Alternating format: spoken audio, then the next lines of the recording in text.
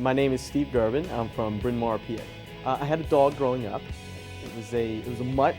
Her name was Scooby, spelled with an I-E, my mom said, to make it female. I don't have a particular strategy for getting people to vote for me, like, you know, any sort of system. I'm just gonna give it a lot of eyes and teeth. I hope that sells it enough, and that, you know, maybe people will watch it online and be like, look at those eyes and teeth. I think it's time to vote for this guy, and move on to St. Louis. It's been a long road for Mr. Steve Gerben, but he's traveled all the way across America from Philadelphia. Ladies and gentlemen, let's put our hands together for the next contestant on the Purina Pet Comedy Challenge, Mr. Steve Gerben!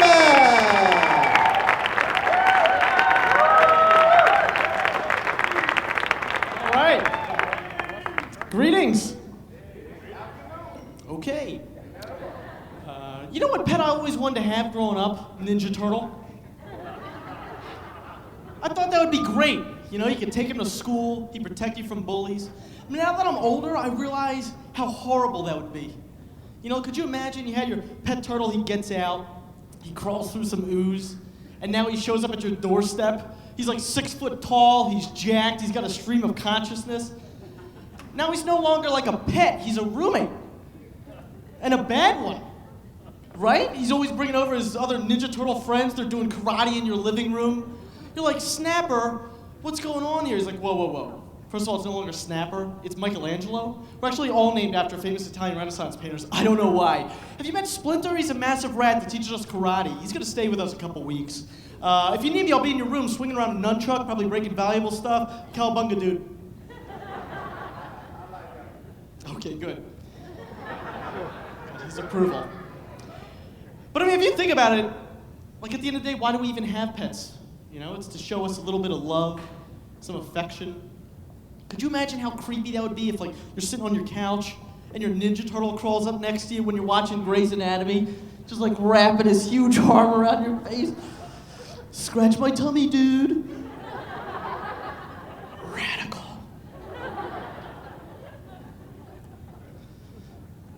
I'm concerned that the center of my back stinks. Because I've, like, never washed it. Okay. So, we're going to be talking a lot about, you know, dogs and cats, and I just want to give you guys a little bit of a different perspective on the situation. I delivered mail for 3 months. Still have the uniform, ladies. The thing was, like, it was a very interesting experience. Obviously, it didn't last long, but I'll never forget the first thing they told me when I went to deliver mail. The first thing they said was, Steve, don't taunt the dogs. Okay? As if, like, I wouldn't even know the first thing about taunting a dog, beyond, like, slapping a backwards hat on his head and sticking a bone on his nose, you know? Like, what does this involve? So, anyway, thank you. Like, 3 months into it, they asked me to cover this guy's route. And this guy's route was legendary, because apparently there was one street, Biddle Lane, I'll never forget it, where there was 3 dogs, one from, like, each nationality. There was a French Poodle, an Irish Setter, and then, like, apparently the biggest German Shepherd on the planet. His nickname in the Postal Service was Hasselhoff. Just a massive German. So nobody had actually seen these dogs, but I had to cover this guy's route one day, and I get to the street, and sure enough, I hear one dog bark, it leads to another dog bark, and it leads to a third dog. So I get to the first house, and there's the French Poodle. And he's barking, and I'm so scared at this point, I feel like I can practically hear what he's saying, you know? Sitting there like, bonjour, Merman. I'm going to devour you. Very, very delicately. Or maybe I do nothing, I'm French. And then the Irish Setter's like, go on, Frenchie, let me at him. I swear to God, I'll rip his butt right out of those cotton shorts. And then Hasselhoff's just freaking out, like, the Heigenflagger, Lugensnacker, Greifen 99 6 Luftballons. So sure enough, you know, I get past the French Poodle, I get to the Irish Setter, he's there.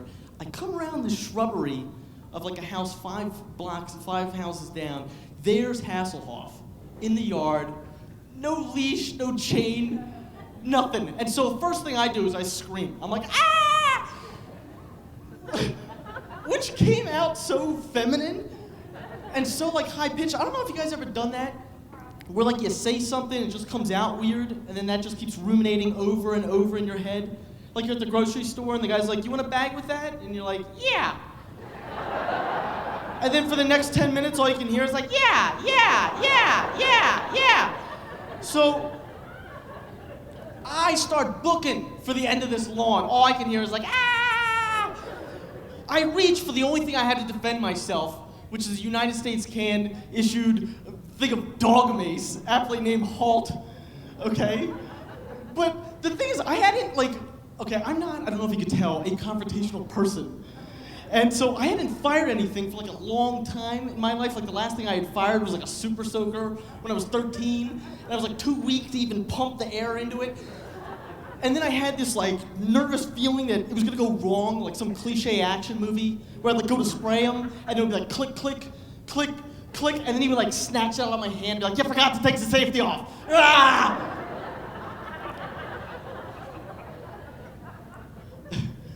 But I make it. I make it to the street, and I turn around, and there he is, just staring at me. And this woman comes running out of the house, and she's like, "He just wants the mail!" Because apparently they just trained the dog to gently take the mail from the mailman.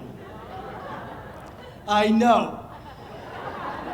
But the problem is, at this point, I'm like engaged in kind of an aggressive conversation with him, where I'm like, "What? What? What?" So I got written up for taunting a dog and lost my job at the Postal Service. Thank you. I'll tell you guys one more story before I get out of here. This is one of the most incredible things I've ever seen. It happened at a Dunkin' Donuts. I know it's like a crazy place, something that happened, but I got to witness a Chinese guy who spoke very broken English trying to order a dozen donuts from the standard Indian guy behind the counter. It was awesome. Because right from the start, no one has any idea what's going on, right? I get in the line, the Indian guy's got his wax paper, he's ready to start plucking some donuts. And I've seen this guy work before, and he's quick. He's like a gunslinger. It's my little John Wayne. I call him the Duke, because whatever you want, he's right on top of it. You're like, "Okay, let me get a vanilla cream, bang, next. Boston cream, bang, next. 15 munchkins, bang." So, you can imagine, that it's to the Duke's dismay when he's rearing to go, and this Chinese guy's standing like, "Yeah, I like to order, yes, the time has come, go." "Okay, I like a cream. Cream, yes, what kind? What kind cream? What? And at this point, even though you guys are disgusted by the story, I'm looking at this like, oh my God. And me and the other patrons were giving each other SEAL team signs, like, "Are you seeing this?" This woman jumps forward, like she's gonna translate. She's like, "What kind of filling do you want? Do you want the one with pudding? Pudding? Pudding? Pudding?" I'm gonna do it so it gets funny. Pudding? Pudding? The Duke's calling in backup. He's like, "Rajiv, acha. And then, this is a little embarrassing. I jump forward, I'm like, maybe if I talk to this guy in his accent. So now I'm in his ear, like, "Just point to it, just point the donut. He's throwing himself over the counter, pointing down at vanilla cream. The Duke plucks it off, and this is the line, and I quote verbatim: "Vanilla cream, 1 down, 11 is to go." Hey guys, that's my time. Thank you very much. Alrighty. Buzz back.